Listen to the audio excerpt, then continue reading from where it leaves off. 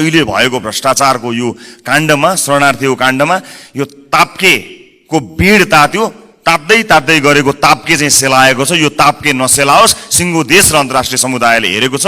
दोषी कोही पनि नउम्कियोस्, मिलिजुली एकअर्कालाई जोगाउने काम नहोस्।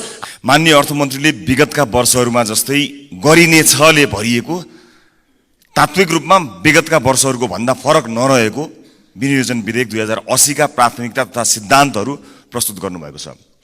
विगत केही वर्षका यिनै दस्तावेज लिएर केही वाक्य र शब्दहरूको हेरफेर गरी प्रस्तुत गरिने नियमित कर्मकाण्डी दस्तावेजकै रूपमा यो आएको हामीले ठानेका छौँ। अहिले अर्थतन्त्र असाधारण अवस्थामा छ।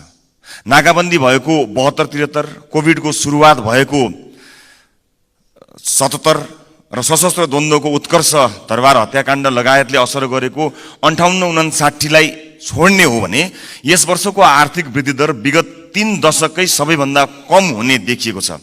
त्यसमाथि सरकारको प्रक्षेपण गर्ने क्षमता यति कमजोर देखियो कि 8% आर्थिक वृद्धि दर हुन्छ भनिएकोमा 2% पनि नहुने देखियो। देशको अर्थतन्त्र कता गइरहेको छ यसको आकलन गर्ने, प्रक्षेपण गर्ने हाम्रो क्षमता समेत कमजोर देखिएको छ। यस आर्थिक वर्षको 8 महिनामा गत वर्षभन्दा कम राजस्व सङ्कलन भएको छ। विगत 5 दशकमै राजस्व सङ्कलन पहिलो पटक गत वर्षको भन्दा कम हुने जोखिम देखिएको छ। आर्थिक वर्ष सकिन 2 महिना बाँकी हुँदा सरकारले राखेको लक्ष्यको 51% मात्र राजस्व सङ्कलन भएको देखिन्छ। यस्तो असाधारण अवस्थामा पुगेको अर्थतन्त्रलाई ट्र्याकमा ल्याउन र आम सर्वसाधारणलाई राहत दिन सधैँको जस्तो कर्मकाण्डी योजनाले के होला? सधैँ एउटै कुरा गर्ने, नतिजा चाहिँ अलग अपेक्षा गर्ने हाम्रो बानी हो कि जनतालाई झुक्क्याउने खेल? आशाका पुलिन्दा पस्किने हो कि व्यावहारिक र समाधानमुखी नीति अङ्गीकार गर्ने? असफल नीति र प्रक्रियालाई निरन्तरता दिने कि नयाँ र सृजनात्मक प्रक्रिया अवलम्बन गर्ने? वर्षेनी गरिनेछ भनिने तर पुरा नगरिने बजेटले राज्यप्रति जनताको विश्वास कसरी बढाउँछ? सामान्य सभामुख महोदय, माननीय अर्थमन्त्रीज्यूले अर्थतन्त्र र बजेट प्रणालीमा देखिएका विद्यमान समस्या र चुनौतीहरूलाई धेरै विश्व आर्थिक घटनाहरू र केही आन्तरिक कारणले गर्दा भन्नुभएको छ। तर वास्तविकता त्यस्तो होइन। वास्तविकता ठ्याक्कै उल्टो हो। धेरै चाहिँ हाम्रो आफ्नै आन्तरिक कारणले र थोरै चाहिँ बाहिरी कारणले हो।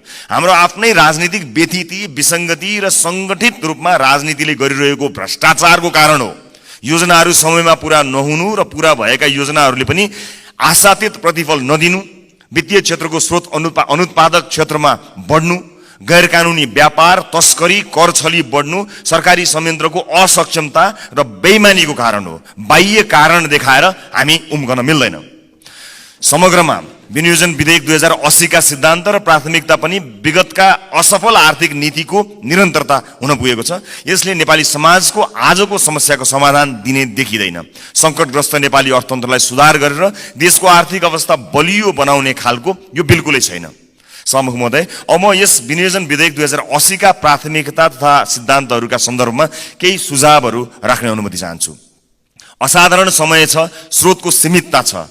यसपालि असाधारण रूपमा साधारण खर्च कटौती गरौँ। बजेटमा गर्छौँ भनेका कुरा गरेरै छाड्ने, यदि हुन सकेन भने कसका कारण हुन सकेन, सचिव, विभागीय प्रमुख, मन्त्री, प्रधानमन्त्री, सांसदलाई जवाफदेही बनाऊ। क्रियाकलाप होइन, नतिजाको आधारमा कार्य सम्पादन मूल्याङ्कन गरौँ। सार्वजनिक सेवा प्रवाहमा सूचना प्रविधिको व्यापक प्रयोग गरौँ। सामान्य दर्ता, स्वीकृति, भुक्तानी आदि पूर्ण रूपमा स्वचालित र प्रविधिको माध्यमबाट गर्न सकेका सबै प्रवाह चुस्त दुरुस्त हुन्छ र भ्रष्टाचार पनि कम हुन्छ। ई गभर्नेन्सलाई राष्ट्रिय प्राथमिकताको योजना बनाई यसलाई अगाडि बढाउँ। विदेशी लगानी भित्र्याउन हामी छिमेकी मुलुकसँग प्रतिस्पर्धा गर्नुपर्ने अवस्था छ। कुनै पनि विदेशी लगानीकर्तालाई नेपालमा आएर व्यवसाय सुरु गर्न अत्यन्त झन्झटिलो छ। दर्ता गर्न 6 महिनादेखि वर्ष दिन लाग्ने अवस्था छ। व्यवसाय सुरु भइसकेपछि का क्रममा मुनाफा फिर्ता लैजाने कुरामा, प्राविधिक आयात गर्ने कुरामा धेरै कठिनाइ छन्। मुलुकमा नै राम्रो गरिरहेका विदेशी लगानी भएका कम्पनीहरूले समेत थप लगानी नगरेको अवस्था छ। यसलाई सुदृढीकरण गर्नुपर्छ।